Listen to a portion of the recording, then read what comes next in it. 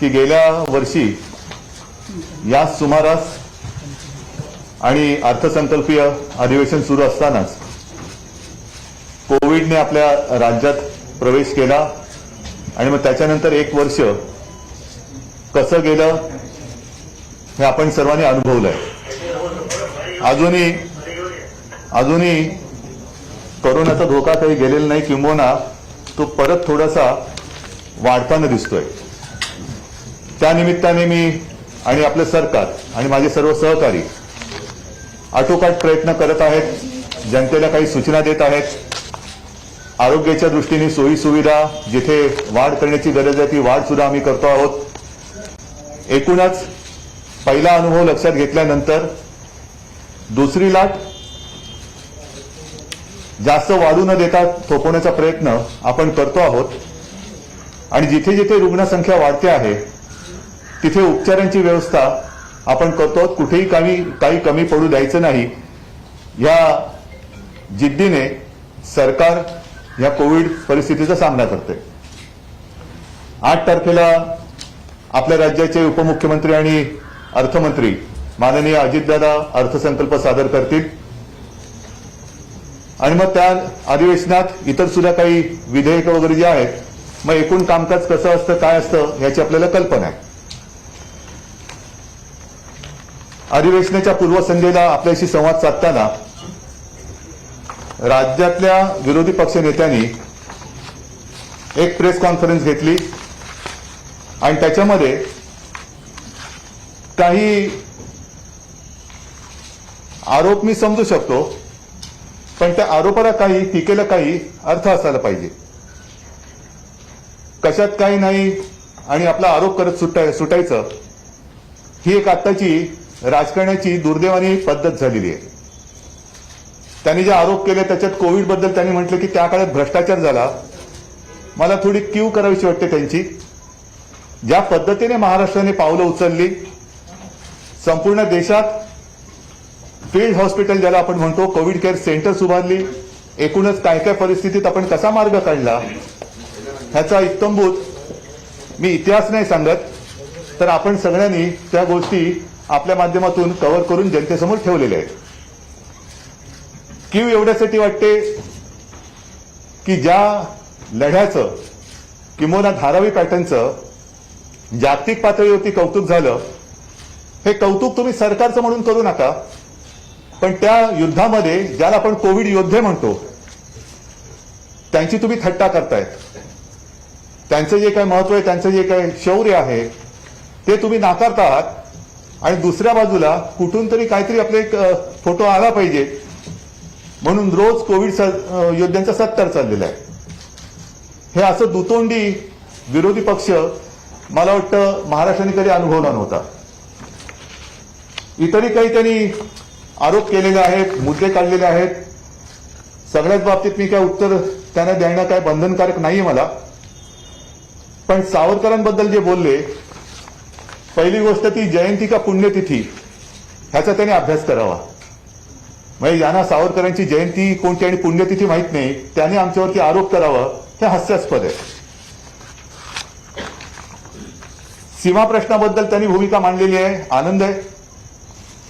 सीमा प्रश्नाबद्दल त्यांनी म्हटलं की आम्ही सगळे एकत्र आहोत। सीमा प्रश्नाबद्दल जर एकत्र असाल तर केंद्रात आणि कर्नाटकात तुम्ही आहात, गेले 5 वर्ष वरती आणि खालती तुम्हीच होतात। मग त्यावेळेला हा प्रश्न का सोडवला नाही? आज सुद्धा सीमा प्रश्न सोडवण्यासाठी महाराष्ट्र सरकारने आक्रमक भूमिका घेतलेली आहे आणि या भूमिकेत तुम्ही सोबत येणार असाल तर मग हा सीमा प्रश्न सुटायला काही वेळ लागणार नाही, कारण तुमची भूमिका आमच्या सोबत यायची आहे। म्हणजे सीमा प्रश्नावर केंद्रामध्ये तुमचं सरकार आहे, कर्नाटकात तुमचं सरकार आहे, इथे आमचं भक्कम सरकार आहे महाविकास आघाडीचं। आणि असं जर का हे सगळं त्यांनी 3 पायांचं सरकार म्हटलं, पण ही त्रिसूत्री जर का एकत्र आली तर सीमावासियांना आपण न्याय देऊ शकू। अन्यथा नुसता आरोप करायला बोलाची कडी आणि बोलाचा भात असं विरोधी पक्ष नेत्यांनी, जबाबदार व्यक्तीने असं बोलू नये। मराठा आरक्षणाबद्दल सुद्धा ते मगाशी सोबत होते. एक गोष्ट, मी सगळ्याच बाबींवरती त्यांना काही त्यांच्यावर टीका करणार नाही, पण त्याच्यात त्यांनी जे जे काही सहकार्य लागेल ते सहकार्य करण्याचं आश्वासन दिलेलं आहे आणि त्याच्याबद्दल मी त्यांना धन्यवाद देतोय. एकूणच काय की अधिवेशन आहे म्हटल्यानंतर काहीतरी बोलायला पाहिजे म्हणून ते बोलून गेलेले आहेत. बाकीचे विषय मी पुन्हा एकदा सांगतो, सगळे विषय मी काही घेत नाही. आपल्याला काही प्रश्न असतील तर आपण जरूर विचारा. प्रत्येक प्रश्नाला मी उत्तर दिल्याशिवाय राहणार नाही. मात्र त्यांनी मला एक फुकटचा सल्ला दिलेला आहे. काहीतरी फुकट देता हे कळलं आम्हाला बरं वाटलं, कारण तुमच्याकडनं काहीतरी फुकट मिळतंय हे राज्याला पहिल्यांदा कळलं. कारण तुमचं सरकार जे केंद्रात बसले ते सगळं ओरबाडतंय, सगळं कर रूपाने ओरबाडतंय. म्हणजे घ्यायला आम्ही आणि द्यायला कमी असं एक केंद्रातलं सरकार आहे. जीएसटीची अजून जवळपास 29,000 कोटीच्या वरती रक्कम येणं बाकी आहे राज्याच्या हक्काची.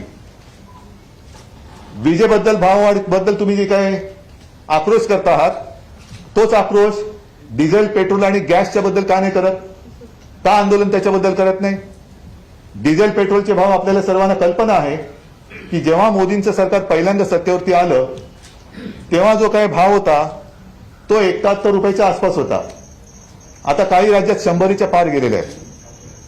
म्हणजे आम्ही विराट कोहलीची सेंचुरी बघतो, सचिन तेंडुलकरची पाहिली, धोनी, सगळ्यांच्या सेंचुऱ्या पाहिल्या, पण पेट्रोलची सेंचुरी हे प्रथम अनुभवतो आहोत. आणि त्याच्यामध्ये सुद्धा त्यांनी सेस वाढवलेला आहे. म्हणजे मी जर काही चुकत असेल तर अर्थमंत्री जी बाजूला बसलेले आहेत, दादा मला मी चुकीचं बोललो तर तुम्ही करेक्ट करा. आपण जे काही कर लावलाय त्यांनी सांगितलं ते कर कमी करा, पण आताची जी भाववाढ केलेली आहे त्याच्यामध्ये राज्याच्या वाट्याला काही वाढून मिळालं नाहीये. त्यांनी अशा पद्धतीने कर लावलाय की त्यांच्या तुंबड्या भरणार आहेत.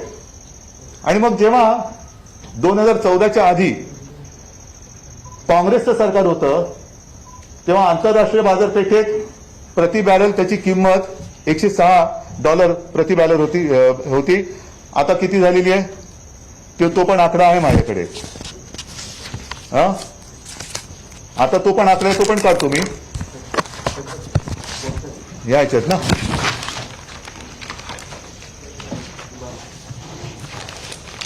नाही हा आकडा आहे तो काढत तो मिळेल. त्याच्यानंतर त्यांनी जी सांगितलेलं आहे की कर्जमुक्ती अजून अर्धवट राहिलेली आहे. त्यांच्या वेळेची म्हणजे तेव्हा आम्ही त्यांच्यासोबत होतो ती कर्जमाफी ही आतापर्यंत चालू होती. पण एक गोष्ट मला नक्कीच समाधानाने सांगेन, अभिमानाने सांगेन की त्यांच्या वेळेला जे काही शेतकऱ्याला हेलपाटे मारायला लागत होते, जे काही त्याला सगळी प्रश्नावली होती ती सगळी काढून टाकून आधार कार्ड आणि त्या अंगठ्याच्या जोरावरती आम्ही विनासायास कर्जमुक्ती केलेली आहे. कुठेही शेतकऱ्यांची तक्रार आलेली नाहीये. त्याच्यानंतर कोरोनाचं संकट आल्यानंतर सुद्धा जिथे कर्जमुक्तीची रक्कम बाकी होती जवळपास 7,000 कोटी ती सुद्धा आपण दिलेली आहे. आणि ह्या ज्या काही थापा म्हणजे अशा थापा मारायच्या त्या अशा जोरात मारायच्या. सगळंच काही जोरात बोललं म्हणजे खरं असतं असं नाहीये, पण जे बोलायचं ते खोटं बोलायचं ते रेटून बोलायचं हे त्यांचीच वाक्य आहे, हे त्यांनाच लागू पडत आहे. एकूणच काय की आपल्या कच्च्या तेलाच्या बॅरलची किंमत आज $63 आहे आणि पेट्रोलचे दर 100 रुपयापेक्षा जास्त झालेले आहेत. तर अशी ही सगळी बोलघेवडी माणसं ज्या वेळेला एखाद्या जबाबदार पदावरती असतात त्यांना अशा ह्या गोष्टी शोभत नाहीयेत. मगाशी मी सांगितलं की केंद्र सरकारकडून जवळपास 29,291 कोटी येणे बाकी आहे आणि मदत व पुनर्वसनासाठी नागपूर विभागातील पूर आणि जूनची अतिवृष्टी त्याच्यासाठी 4,720 कोटी येणे बाकी आहे. का नाही तिकडे बोंबलत? केंद्राच्या इकडे जाऊन का नाही बोलत? हे सगळे विषय झाल्यानंतर मग एका महत्वाच्या विषयाला मी येतो आहे, तो म्हणजे संजय राठोड. एकूण सरकार चालवताना मुख्यमंत्री, उपमुख्यमंत्री आणि ते सर्व मंत्रिपदावरती आम्ही विराजमान झाल्यानंतर आमची जबाबदारी असते ती म्हणजे न्यायाने वागणे. पण गेल्या काही महिन्यात एकूण जे गलिच्छ राजकारण सुरू झालेले आहे तपास हा झालाच पाहिजे, पण हा तपास निपक्षपातीपणाने केला गेला पाहिजे. जर कोणी त्याच्यात गुन्हेगार असेल, जर कोणी त्याच्यात दोषी असेल, तर तो कोणी किती मोठा असला तरी त्याच्यावरती कायद्यानुसार कारवाई झालीच पाहिजे. या सरकारची ठाम आणि स्पष्ट भूमिका आहे. या तपास यंत्रणेवरती आणि या तपासावरती कोणाला एखाद्याला सोडवायचं म्हणूनही दडपण असता कामा नये, पण त्याच बरोबरीने एखाद्याला लटकवायचंच आहे, त्याला आयुष्यातून उठवायचंच आहे, असाही तपास असता कामा नये, असंही दडपण असता कामा नये. आणि हे मी मुद्दामून सांगतो कारण गेल्या वर्षभरापासून अशा काही घटना, अशा काही गोष्टी घडतायत की आम्ही म्हणू तीच पूर्व दिशा. तुम्ही सांगाल तसाच तपास झाला पाहिजे. तपासाला तुम्ही दिशा देऊ शकणार नाही. तपास हा निपक्षपातीपणाने सुरू आहे. आणि मग तुमच्या मनात असं आलं असेल की एवढे दिवस होऊन गेल्यानंतर सुद्धा आज आता संजय राठोड यांनी स्वतःहून राजीनामा दिलेला आहे. त्याचं पत्र सुद्धा अनिल तुम्ही वाचून दाखवा. पण आधी एक थोडंसं मी बोलतो. त्यांनी राजीनामा दिल्यानंतर बरं आधी ते पत्रच वाचा, मग ते त्याचं आधी पत्र वाचू, मग नंतर मग पुढचं बोलू.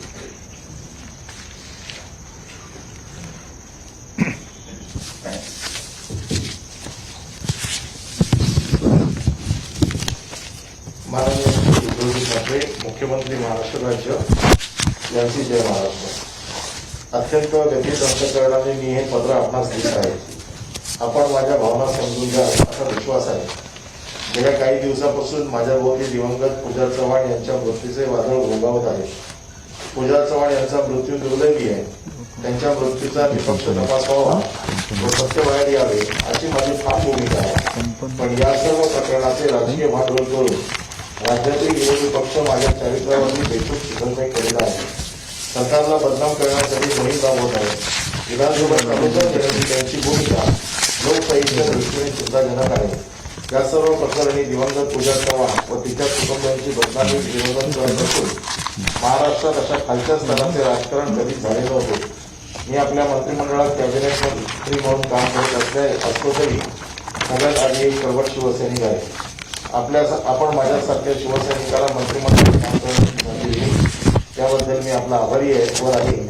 पूजा चव्हाण मृत्यू प्रकरणात तपास पूर्ण होऊन सत्य बाहेर येईपर्यंत सरकारचा मंत्री म्हणून पदावर राहणे नैतिकतेला धरून नाही, म्हणून मी माझ्या मंत्रिपदाचा राजीनामा देत आहे. तुम्हाला स्वीकार व्हावा. आपला नम्र संजय राठोड. हे संजयनी राजीनामा पत्रात त्याच्या भावना व्यक्त केलेल्या आहेत. ह्या प्रत्येक गोष्टीला अनेक बाजू असतात. एक म्हणजे तुम्ही मनात विचार करत असाल की इतके दिवस का लावले. केवळ राजीनामा घेणं किंवा हातामध्ये काही पुरावे असोत नसोत गुन्हा दाखल करून मोकळे होणं म्हणजे कोणाला न्याय देणं असा त्याचा अर्थ होत नाही. ज्या क्षणी ही घटना घडली आणि आम्हाला सर्वांना कळली त्याच क्षणी आम्ही ह्या घटनेची निपक्षपातीपणाने चौकशी आणि तपास करण्याचे आदेश दिलेले आहेत. आणि पोलिसांना तशा सूचना दिलेल्या आहेत, तसे आदेश दिलेले आहेत की हा तपास चालू आहे असं नाही. एक कालबद्ध काहीतरी तुम्ही ठरवा आणि लवकरात लवकर तुमच्या तपासाचा अहवाल आम्हाला सादर करा. आणि मग त्याच्यातनं जे काही सत्य बाहेर येईल ते सत्य कोणालाही पाठीशी घालणार नाही. आणि कोण जर त्याच्यात आरोपी असेल, कोणी काही असेल तर त्याला क्षमा होणार नाही. पण हे सगळं करत असताना नुसती आदळआपट करून तपासाची दिशा भरकटवून टाकायची, हा जो काही एकूण प्रकार आणि प्रघात घातला जातोय हा फार गंभीर आहे. आधी चौकशी नीट होऊ द्या, तपास नीट होऊ द्या. आणि तपासावरती ही तपास यंत्रणा तीच आहे ज्यांच्यावरती तुमचा अविश्वास आहे. तुमच्या काळात सुद्धा हीच तपास यंत्रणा होती आणि ह्याच तपास यंत्रणेने म्हणजे महाराष्ट्र पोलीस, मुंबई पोलीस यांच्यावरती सातत्याने अविश्वास दाखवला जातोय. पण ह्याच पोलिसांनी त्यांच्या काळात सुद्धा अगदी चांदा ते बांदा ज्या काही घटना दुर्घटना घडल्या असतील, ज्या काही मृत्यूची प्रकरणं घडली असतील, आत्महत्येची घडली असतील, त्यांचा सुद्धा तपास ह्याच यंत्रणेने केला होता. आणि त्यांच्यावरती तेव्हा तुमचा जर का विश्वास असेल तर आता अविश्वास कसा काय दाखवता. शेवटी राज्य कोणावरती चालतं? पोलीस यंत्रणा असेल, इतर सर्व यंत्रणा असतील, ह्या सरकारच्या पाठकाणा असतात, एक मजबूत खांब असतो. आणि त्यांच्यावरतीच अविश्वास दाखवणार असाल तर मला असं वाटतं आपणच आपल्या हाताने पायावरती कुऱ्हाड मारून घेतो आहोत. हे जसं संजय राठोड यांचं पत्र आपल्यासमोर वाचून दाखवलं, त्यांनी दुपारी येऊन राजीनामा सादर केला आणि ही बातमी आल्यानंतर मग अशी मराठा आरक्षणासंदर्भात बैठक झाली, मग आमची मंत्रिमंडळाची बैठक झाली आणि ती संपून मी इथे येत असताना पूजाचे आई वडील आणि तिची बहीण ह्याच मला येऊन भेटले. साहजिकच आहे, त्यांच्या डोळ्यामध्ये अश्रू आहेतच, पण ते अश्रू आणि त्यांच्या भावना ह्या मी मुद्दामून तुमच्यासमोर मांडत आहे. त्यांनी मला एक पत्र दिलेलं आहे, तेही पत्र तुम्ही ऐकलं पाहिजे. सन्माननीय मुख्यमंत्री महोदय, महाराष्ट्र राज्य, पूजा चव्हाण विषय आत्महत्या प्रकरणी होणारी आमची व आमच्या समाजाची बदनामी थांबवण्याबाबत महोदय, आमची मुलगी कुमारी पूजा चव्हाण हिचा दिनांक 7 फेब्रुवारी रोजी दुर्दैवी मृत्यू झाला. कुठल्याही माता पित्यासाठी आपल्या पोटच्या गोळ्याचा मृत्यू हा अत्यंत वेदनादायी असतो. आमची ही वेदना आता कधीही भरून येणार नाही. मुलीच्या अकाली मृत्यूच्या दुःखापेक्षा अधिक त्रासदायक व आक्षेपार्ह म्हणजे माझ्या मुलीच्या मृत्यू संदर्भात जी चर्चा होत आहे तिच्यावर खूप गलिच्छ आरोप लावून श्री संजय राठोड राज्यमंत्री यांचे नाव घेऊन उलटसुलट बातम्या येत आहेत, जे निराधार आहेत. आपण या संबंधीचा पोलीस चौकशीचे आदेश दिलेले आहेत. आपल्यावर आमचा पूर्ण विश्वास आहे व या घटनेचा तपास वेगाने व्हावा व जे दोषी असतील त्यांच्यावर आपण निश्चितच कारवाई कराल याची आम्हाला खात्री आहे. आमच्या मुलीचा बळी गेला, पण फक्त संशयावरून कोणाचाही बळी जाऊ नये. श्री संजय राठोड यांच्या राजीनाम्याची कोणतीही मागणी आम्ही केलेली नाही. आमची मुलगी गमावली, परंतु या राजकारण करून दररोज होणारे आरोपाने तिचा रोज बळी जातोय. याचे राजकारण करून श्री संजय राठोड यांना आरोपी ठरवून राजीनामा घेऊ नका. तपासामध्ये श्री राठोड किंवा अन्य कोणीही दोषी असल्यास कठोर कारवाई करून न्याय द्यावा, परंतु संशयावरून मुलीवर किंवा कोणावरही आरोप करू नये. श्री संजय राठोड हे समाजाचे नेते आहेत. ते खूप कष्ट करून येथपर्यंत पोहोचलेले आहेत. फक्त संशयावरून त्यांचा बळी घेऊ नये. तपास पूर्ण झाल्यावर दोषींवरती कारवाई करावी. राजकारणामुळे व दबावामुळे घाईघाई कुठलाही निर्णय घेऊ नये. आमचा आपल्यावरती पूर्ण विश्वास आहे. आपण आम्हाला न्याय द्यावा. आपले नम्र लहूचंद्र चव्हाण वडील, मंदोदरी लहू चव्हाण आई व दिव्यानी लहू चव्हाण बहीण. आता काय म्हणायचं याला, ज्या मुलीचा जीव गेलाय त्यांच्या आई वडिलांचा तपास यंत्रणेवरती आणि सरकारवरती विश्वास, आणि ते सांगतायत की याच्यात राजकारण आणू नका, आणि ही लोक त्याच्यामध्ये राजकारण आणतायत. याच्यासारखं दुर्दैव दुसरं असू शकत नाही. आणि म्हणून मला असं वाटतं प्रत्येक पाऊल टाकताना खूप समजूतदारपणाने आणि गांभीर्याने टाकावं लागतं. त्याच्यामध्ये उथळपणा असता कामा नये. कोणाचाही जीव हा महत्वाचा असतोच. ती घटना दुर्दैवी आहेच, त्याचा तपास हा होणारच, आणि त्या तपासाअंती जे काय सत्य असेल ते सत्य स्वीकारलं जाईलच. त्याच्यात कोणाचं नाव असलं, कोणाहीवरती त्याच्यात दोषारोप असेल, काही असेल, तर तो कोणी असला तरी त्याच्यावरती कारवाई होणारच. त्याच्याबद्दल त्यांच्या मनात शंका नाहीये. मला असं वाटतं इतरांच्याही मनात तशी शंका असण्याचं कारण नाहीये. आणि म्हणून देवेंद्रजींनी मागाशी मला जो काही फुकटचा सल्ला दिलेला आहे की सत्तेत कोणी किती लाचारी स्वीकारली ती इतिहासात लिहिले जाते, तसंच सत्ता आल्यानंतर एकतर खोटं बोलून सत्ता आणली आणि सत्ता आणल्यानंतर खोट्याचे इमले रचले आणि देश विकायला काढला, किंबहुना देश विकायला काढणारे म्हणून तुमच्याही सरकारची नोंद होईल ह्याची सुद्धा त्यांनी नोंद ठेवावी. आणि आरोप करताना थोडंसं एक जबाबदारीचं भान ठेवावं. समजू शकतो एक समोर आलेलं चांगलं चित्र स्वतःच्याच कर्माने त्यांनी भंग केलं आणि सरकार पडेल हाही भ्रम आता वर्ष होऊन गेलं. ते काय पडत नाही, उलट आम्ही अधिक मजबूतीने आता काम करायला लागलेलो आहोत. महाराष्ट्राच्या हिताचं, महाराष्ट्राच्या विकासाचं स्वप्न घेऊन आम्ही पुढे जात असताना इतर ठिकाणी त्याचं कौतुक होतंय, पण तुमच्या मनामधले जे काही थोडंसं खतखततंय ती खतखत जरूर काढा.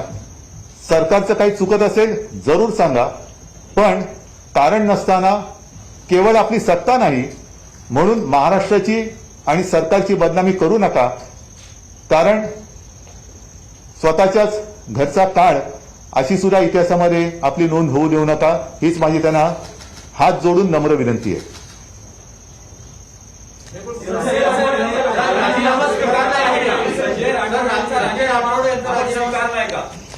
राजीनामा दिलेला आहे म्हणजे त्याचा अर्थ काय होतो? नाही, बरोबर आहे, तो म्हणजे तो नुसता काय फ्रेम करून लावण्यासाठी नसतो. तुम्हाला काय वाटलं राजीनामा दिला म्हणजे फ्रेम करून लावू? स्वीकारलेलाच आहे ना त्यांनी, राजीनामा स्वीकारलेलाच आहे. मी पुन्हा तेच सांगतोय, त्यांनी राजीनामा दिलेला आहे आणि तो स्वीकारल्यानंतर तो काही फ्रेम करून लावण्यासारखा नाहीये, पण त्याच्या मागे उगाचच त्यांना लटवायचंच आहे. अशा पद्धतीने आग पाकट जी चाललेली आहे ती बंद झाली पाहिजे. जे काही तुमच्याकडे पुरावे असतील जरूर द्या. त्याचं जाहीर चव्हाट्यावरती प्रदर्शन केलं, मग न्यायालय आणि तपास यंत्रणा हवी कशाला? तुम्हीच तपास करा आणि तुम्हीच न्यायालय व्हा. तुमच्याकडे काही असतील साक्षी पुरावे, जा ना, तपास काम करणारी जी लोक आहेत त्यांच्याकडे द्या, सादर करा. एक तर या प्रकरणात त्यांच्या आई वडिलांची तक्रार तर नाहीच आहे, उलट त्यांनी या तपास यंत्रणेवरती विश्वास व्यक्त केलेला आहे.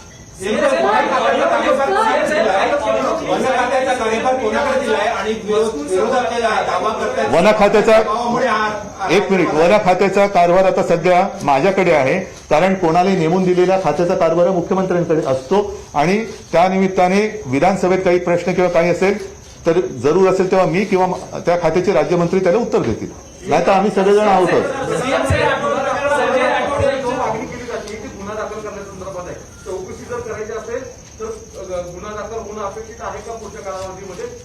ह्याच्यामध्ये मला असं वाटतं तेही मुख्यमंत्री होते आणि त्यांना सुद्धा कल्पना आहे की पहिला एक तपासाचा अहवाल यावा लागतो.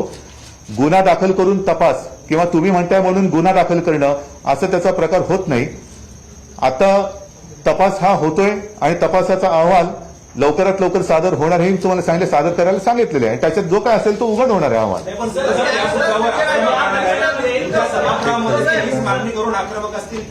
त्यांच्याकडे दुसरा मुद्दा काय आहे? दुसरा मुद्दा त्यांच्याकडे काय आहे? दुसरा मुद्दा काय आहे? मग आणखीन एक गोष्ट सांगतो तुम्हाला, आणखीन एक गोष्ट सांगतो. एडीआर दाखल झालेला आहे. हा, मग सांगा ना. एडीआर दाखल झालेला आहे, त्या एडीआरच्या खालीच ती चौकशी. नाही, तुम्ही कायद्याविषयी चांगलं बोलाल, सांगा. या संदर्भात मुंबई पोलिसांनी एडीआर दाखल केलेला आहे आणि त्या एडीआरच्या अंतर्गत ही चौकशी चालू आहे.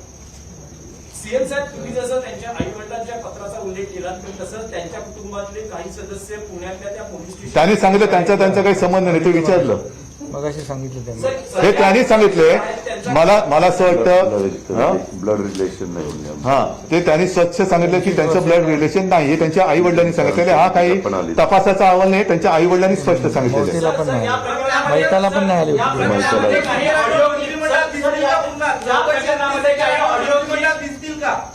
चौकशी अहवाल झाल्यानंतर संजय राठोड जर निर्दोष असले तर पुन्हा मंत्रिमंडळात दिसतील का? तुमची काय इच्छा आहे? चौकशीमध्ये काय नाही, त्यांना पोचवायचंच ठरवलं असेल तर ते त्यांचा कशावर विश्वासच नाही हे त्यांनी म्हणजे. उद्या मी अजून काही म्हणतच नाहीये, तपासाचा अहवाल नीट येऊ द्या हेच माझं म्हणणं आहे. निपक्षपातीपणे तो येणार, पण त्यांना कदाचित त्याची खात्री असेल नसेल म्हणून ती यंत्रणाच तरी खोटी ठरवून टाकलेली आहे. म्हणजे काय वाटेल ते करा, तपास करा नका करू याला ठोकाच. हे हा कोणता नाही आहे. एक प्रश्न महत्वाचा आहे की ज्या प्रकारे आपण महाराष्ट्राची मुलगी म्हणतो, काही पत्ता नसताना व्हिडिओ ऑडिओ क्लिप रिलीज करणं आणि त्या मुलीचं नाव घेणं हे चारित्र्य हनन आहे. तर अशा लोकांवर आपण काय कारवाई करतो? हा फार महत्वाचा प्रश्न आहे आणि हा मुद्दा महत्वाचा आहे. माझं म्हणणं आहे की याच्यावरती सुद्धा विचार करून, कारण त्या आई वडिलांची मागणी तीच आहे की आमच्या कुटुंबियांची आणि मुलीची बदनामी थांबवा, म्हणून त्यांच्यावरती आपण म्हणता म्हणून एक महिला म्हणून आपल्या भावनेचा मी आदर करतो आणि त्यांच्यावरती गुन्हे दाखल करण्याची सुद्धा जर तशी शक्यता असेल तर ते गुन्हे जरूर दाखल केले पाहिजे.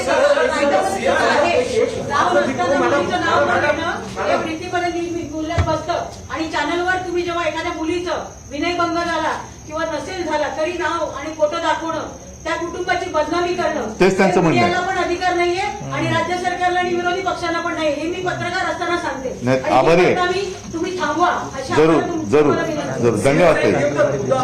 तुम्ही आता ऑडिओ क्लिप फिरवणाऱ्यांना गुन्हे दाखल करा म्हणतात आणि त्यांच्याविषयी ऑडिओ क्लिप आहे, त्यांच्यावर गुन्हे दाखल होत नाही, ईडीआर फक्त दाखल केला असं तुम्ही काय सांगतात. पुरावा कुठे आहे? हा प्रश्न तिथेही म्हणून मला असं वाटतं ह्याच्यात कोणी आतताईपणा करू नये.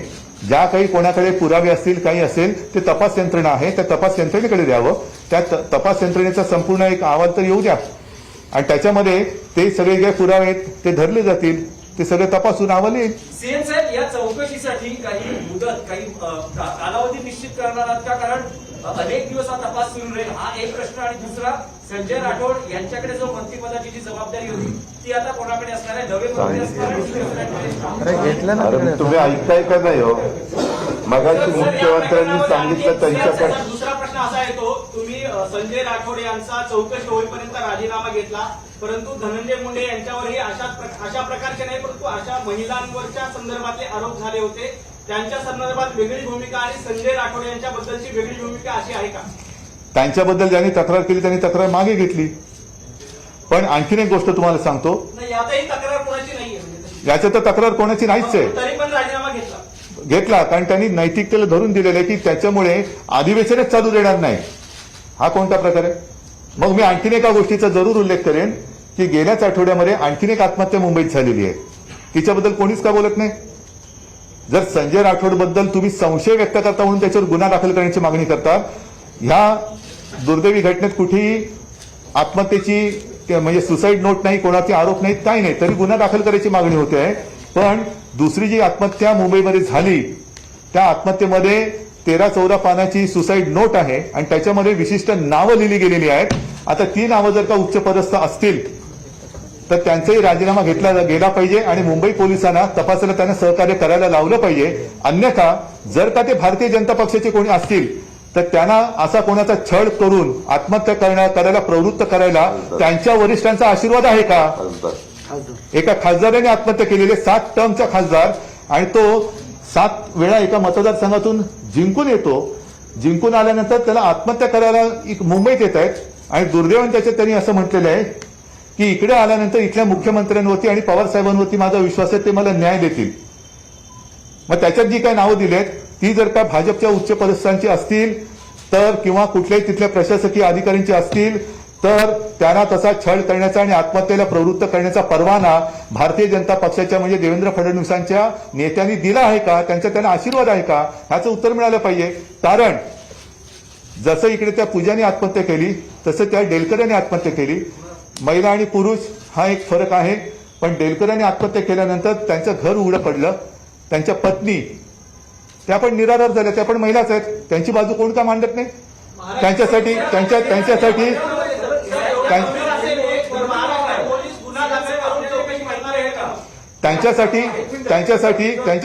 रस्त्यावर का कोणी उतरत नाही?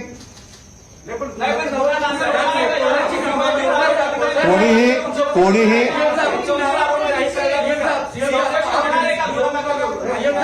ये जो आपने जानकारी दी है कि हिंदी में प्लीज बताइए कि क्या नहीं, एक मिनट में सारी जानकारी हिंदी में दे दूंगा, जरूर दे दूंगा.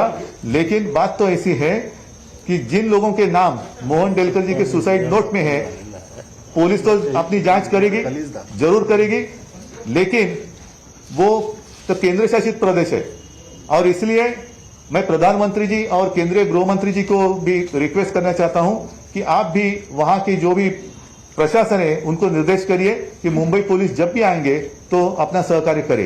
माननीय मुख्यमंत्री जी, डेलकर जी के मामले में चर्चा ये है उनका क्रिमिनल बैकग्राउंड रहा है, इसलिए आप सुनकर भी है. जब जो आपने जांच की है उसमें क्या सामने आया है? नहीं, जांच अभी तक की नहीं है. अगर क्रिमिनल बैकग्राउंड होती या होगी तो उनके ऊपर आप केस कर सकते थे. केस कर सकते थे.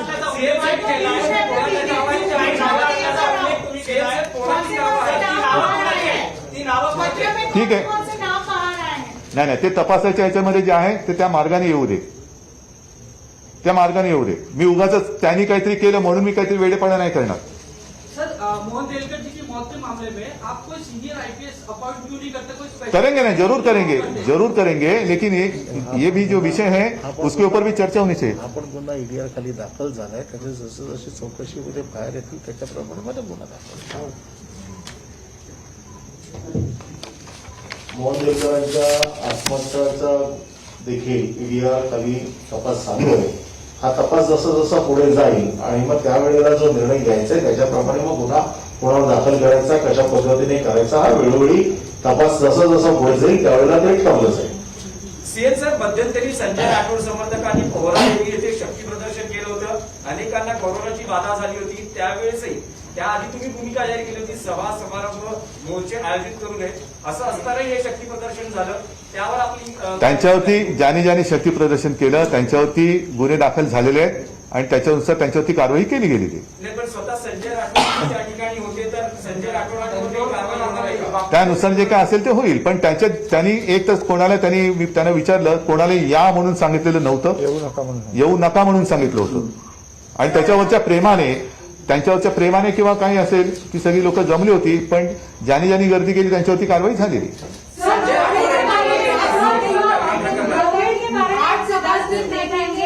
कोरोना वायरस के केसेस का क्या हो रहा है और अभी पिछले 4 दिनों से 8,000 से ऊपर केसेस आ रहे हैं. मुंबई हो, पुणे हो, नागपुर, सब जगह पे केसेस बढ़ रहे हैं.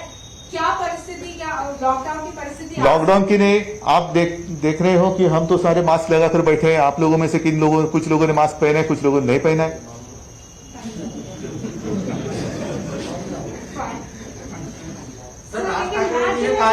लॉकडाउन होगा, राज्य भर में क्या वापस लॉकडाउन होगा? हमारी तो इच्छा नहीं है, लेकिन मजबूरी, ये जो शब्द है बड़ा विचित्र है. और इसलिए आपने देखा होगा कि पिछले आज का नहीं, पिछले रविवार को मैंने फेसबुक लाइव के माध्यम से लोगों के साथ बात की थी. और तब मैंने सारे लोगों को यही कहा था कि जो भी सूचना आपको दे दी गई है उसका पालन करें, मास्क पहने और लॉकडाउन को ना कहें. मास्क काढ लेणे. मला माझा नमस्कार आहे त्यांना. सर, कोरोना से जुड़ा और एक सवाल है. अब वैक्सीन जो दी जाने वाली है, वो 45 और 60 इयर्स अबाव के लोगों को भी दी जाने वाली है. कल से वो ड्राइव शुरू होगा, लेकिन राज्य सरकार की तरफ से महाराष्ट्र के लिए स्पेसिफिकली इंस्ट्रक्शंस नहीं आई है. तो क्या कल प्राइवेट अस्पतालों में ये वैक्सीन मिलना शुरू हो जाएगा? पहले वैक्सीन तो आने दीजिए, फिर सूचना आएगी. पत्रकारांना कधी देणार? दिल्लीने कळवल्यानंतर. सर, मेरा आपका ऑब्जर्वेशन क्या है कोरोना वायरस को लेकर? इतने दिन पास हो गए हैं, आपने 8-10 दिन का जो नहीं, देखिए ऐसा है, आपने अच्छा सवाल पूछा. बढ़त तो हो रही है. आज ही अभी हमने जानकारी ले ली. सब जगह बढ़त तो हो रही है. खास कर विदर्भ में अमरावती है, अकोला है, वाशिम आणि यवतमाळ, बुलढाणा. यहाँ पिछले वक्त जब पीक पर थी केसेस, उससे भी ज्यादा क्रॉस किया है केस ने. तो सारे लोगों ने एक क्या कहे, मास्क तो पहनना चाहिए. जो 3 बातें हैं, वैक्सीन आएगी, जरूर आएगी, लेकिन वैक्सीन लेने के बाद भी मास्क तो पहनना ही होगा. आने वाले कुछ महीनों तक शायद ये सिलसिला जारी रहेगा और हमें तो थोड़ी सी एक ज्याला खबरदारी म्हणतो तिथं घ्यावी लागेल.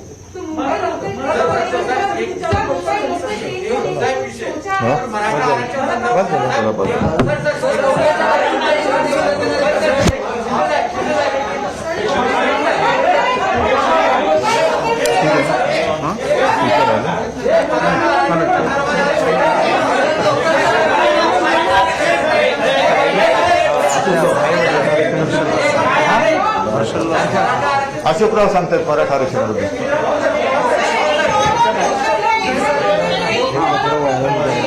ठीक, लोकल ट्रेनच्या बद्दल सुद्धा आमची विनंती आहे की सर्व जी कार्यालय आहेत, जसा मी मंत्रालयामध्ये प्रयत्न करतो आहे की वेळा वाटून द्यायच्या, शिफ्टच्या वेळा वाटून द्यायच्या, म्हणजे गर्दी होणार नाही.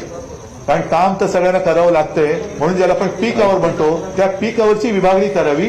आणि येता जाताना आणि प्रत्यक्ष कार्यालयाच्या ठिकाणी सुद्धा, कार्यालयामध्ये सुद्धा कोविड बद्दलच्या ज्या काही सूचना आहेत त्याचा तंतोतंत वापर करावा, ही आमची सगळ्यांना नम्र विनंती आहे. मला वाटतं मराठा आरक्षणाबद्दल, मराठा आरक्षणासंदर्भामध्ये सन्माननीय मुख्यमंत्र्यांच्या, उपमुख्यमंत्र्यांच्या उपस्थितीमध्ये उपसमिती आणि विरोधी पक्ष नेते देवेंद्रजी फडणवीस, त्याचबरोबर राज्याचे अॅडव्होकेट जनरल आणि अॅडव्होकेट थोरात त्याचबरोबर केंद्रामध्ये आपले असलेले सुप्रीम कोर्टाचे ज्येष्ठ विधिज्ञ श्री मुकुल रोहतगी, श्री पटवालिया आणि अन्य ऍडव्होकेटचे मराठा समन्वयक त्यांची आणि खासदार उदयनराजे भोसले आणि संभाजीराजे यांच्या उपस्थितीमध्ये प्रत्येक चर्चा झाली. त्यामध्ये सद्यस्थितीचा आढावा हा घेण्यात आलेला आहे आणि 8 तारखेला सुनावणी होण्याच्या अगोदर आम्हा सर्वांची एवढीच भूमिका आहे की केंद्राने ह्याच्यामध्ये सकारात्मक भूमिका घेतली पाहिजे. अटॉर्नी जनरलला ह्याच्यामध्ये सुप्रीम कोर्टाने नोटीस काढली असल्यामुळे केंद्र सरकारला आता एक उत्तम संधी आहे की त्यांनी मराठा आरक्षणाच्या समर्थनार्थ तिथे